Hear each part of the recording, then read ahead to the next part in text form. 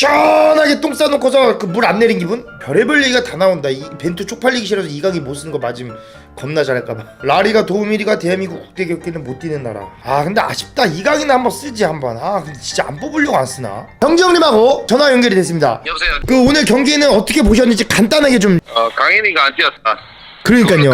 게임 하는 거는 참 좋았는데 어쨌든 이강인 선수를 부른 이유가 있을 거 아니야. 잘했으니까 불렀을 거고. 어쨌든 두 경기 중에 기회를 줬어야 된다고 보는데 경기 중간하고 경기 마칠 때 이강인 선수 이름이 팬들이 무지 많이 불렀어. 이강인은 난리 났었어. 냉정하게 얘기하면 네. 벤투 감독이 뛰기 싫은 거야. 벤투 감독이 이강인을 넣기가 싫은 거예요? 뭐 싫다라고 표현보다는 네. 더 좋은 선수가 있다고 판단하는 거지. 근데 그 판단이 네. 객관성이 없다는 거야. 형님 누구랑 같이 보셨어요? 여기 에투하고 네? 에투? 에투 여기 축구회장으로 왔더라고. 그 옛날에 바르셀로나 에투요? 바로 옆에서 사진 찍은 게 있으니까 나중에 한번 보여줄게. 바르셀로나 에투랑 같이 축구를 봤어. 살아 드리볼 살라 손흥민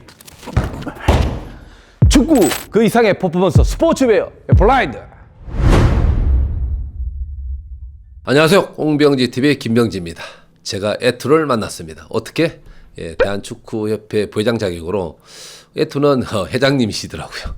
만나서 인사 나눴고 카메룬과의 평가전, 가나 상대를 하기 위한 이제 전추전인데 손흥민 선수 헤더골로 1대0으로 승리하게 되었습니다. 어제 경기를 보는데 이강인을 찾는 소리가 많았는데 혹시 들으셨는지? 중반 이후에 이강인 선수 교체에 대한 그 열망 때문인지 교체할 때마다 이강인 선수 이름을 참 많이 불렀고요. 심지어는 교체 선수 인원이 지나갔음에도 불구하고 이강인 선수를 계속 연호했습니다. 그리고 경기가 끝난 이후에도 이강인 선수에 대한 함성을 팬들이 계속 벤투 감독 들으라는 식으로 많이 외쳤죠. 야, 근데 벤투 감독 이강인 하면 알아들었을 텐데 심리적으로 상당히 부담이 됐을 거예요. 벤투가 그런 얘기했거든요. 전술적으로 맞지 않다고 생각을 했다. 거기에 대해서 혹시 어떻게 생각하세요? 물론 벤투 감독이 전술적인 얘기를 하는데 이강인 선수를 뽑을 때는 전술적인 준비를 하지 않았다는 건가요? 나는 어떻게 보냐면 여론 때문에 일단 뽑았고 어떤 명분이 필요했을 텐데 그 명분을 찾지 못했지 않았나라는 생각이 들고요. 두 경기 중에 단 한 경기도 출전시키지 않았어요. 그러면 전술적인 어떤 명분을 얘기하자면 이번 평가전은 전술적인 완성도를 살펴가는 또 채워가는 평가전이었지 이게 전술적인 측면을 뭔가를 구사하기 위한 그런 건 아니었잖아요. 저는 그렇게 생각해요. 그래서 이강인 선수가 1차전, 2차전 통해서 단 1분도 경기를 뛰지 않았다는 얘기는 마음속에 이강인의 존재가 없는 거예요. 그렇지 않다면 선택을 했겠죠.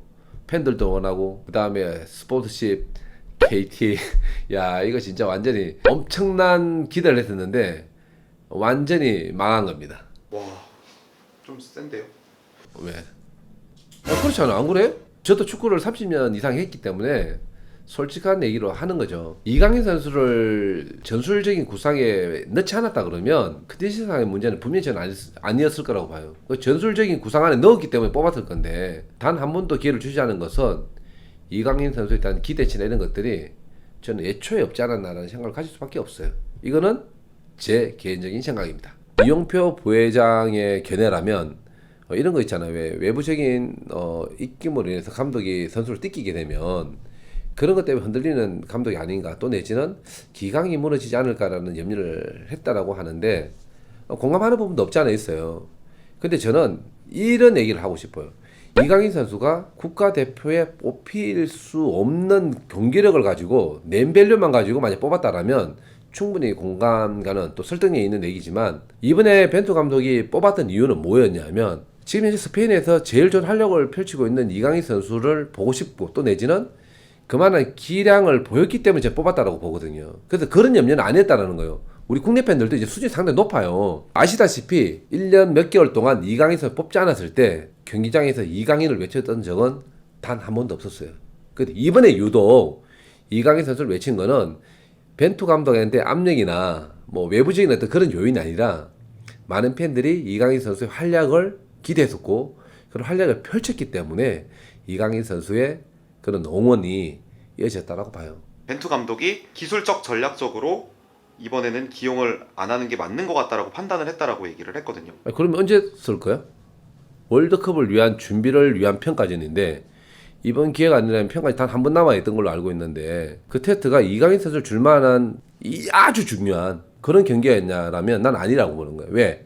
나성호 봤지, 백성호 봤지. 이 선수들은 벌써 검증이 되어 있는 선수들이에요. 정우영 선수가 빠져있을 때, 큰 정우영, 그 미들라인에 문제점이 있을 때 이 선수를 분명히 테스트를 했기 때문에 이 선수에 대한 검증 끝났다고 보는 거예요. 전술적인 어떤 움직임이라면 손흥민 선수가 측면 나가고 이강인 선수 가운데 들어오고 전술적인 유연성은 충분히 있었다고 봐요. 그렇다고 본다면 벤투 감독의 명분 또 내지는 전술적인 어떤 그런 기용에 있어서는 설득력이 조금 부족하지 않나, 전 그렇게 보입니다. 벤투 감독의 그 전술적인 측면에서 기용할 수 없었다라고 하는데 좀 더 솔직해졌으면 좋겠어요.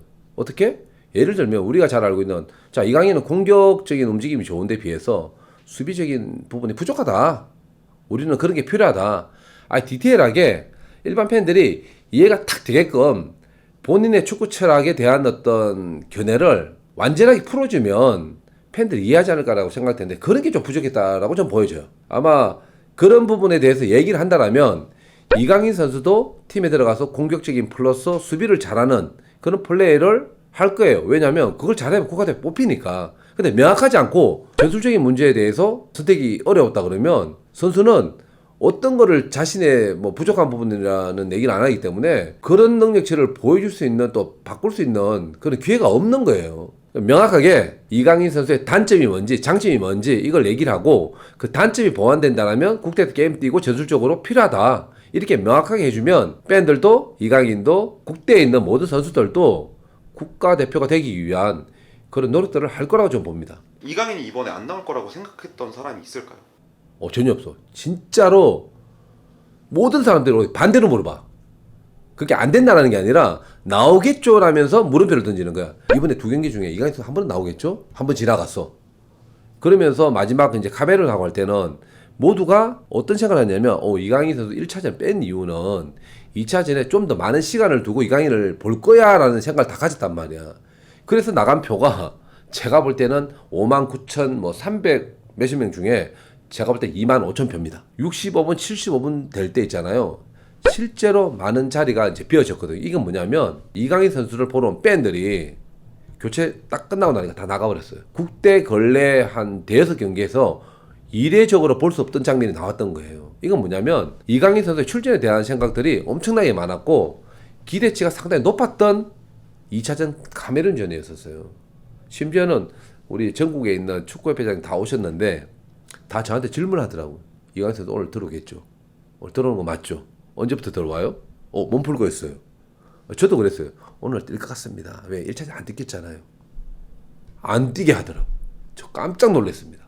벤투 감독도 아마 지금 많이 혼란스러울 거고 우리나라 그 국민들의 축구에 대한 사랑을 다시 한번 지금 느끼고 있을 것 같은데 감독님 입장은 혹시 어떨 것 같으신지 지금? 입장을 바꿔서 이제 고민을 해본다면 벤투 감독은 지금 많이 급하죠. 월드컵 진출했지만 앞으로 평가전은 한두 번밖에 남아있지 않고 최상의 스쿼드로 최상의 조직을 만들기 위해서는 그렇게밖에 할 수 없었다라고 얘기한다면 뭐 여지가 있는 거죠. 제가 감독 입장이라면 그런 거죠. 항상 최선을 다해서 최선의 멤버로 최고의 조직을 만들 수 있는 선수를 가지고 나갈 거예요. 분명 26명을 뽑았을 때는 한번 보고 싶었을 거예요. 근데 아마 훈련 과정에서 벤투 감독이 평상시에 가지고 있던 뭔가 좀 부족했던 부분을 그 짧은 기간이지만 그걸 또 제어하긴 했기 때문에 아마 경기에 투입하는 거를 좀 머뭇거리지 않았을까 라는 생각을 할 수 있습니다. 그런데 이건 월드컵이 아니고 평가전이잖아요. 그래서 여지가 있었다라고 얘기하고 싶습니다. 지금 상황에서 어떻게 쓰실 건지. 이강인 선수를 어떻게 쓸 거냐면 저는 공격형 미들로 씁니다. 일단 7대3 정도, 70% 공격, 30% 수비인데 30% 수비는 지역만 내려와주는 그런 프리롤로 있었으면 좋겠고, 그러면 그 옆에 있는 도와줄 수 있는 미들 라인들을 구축을 해야 되는데, 예를 들면 황인범, 그다음에 정우영 선수가 있다라면 이 케미가 저는 맞아질 거라고 좀 보거든요. 공격 잘하는 선수, 그다음에 미들 라인에서 완급 조절 잘하는 황인범, 그 디펜스의 능력을 또 극대화시키는 정우영 선수가 있는데, 결국 상대를 무너뜨리기 위해서는 킬패스를 넣어줄 수 있는 선수가 필요한데, 그 이유가 여러분들 잘 아실 거예요.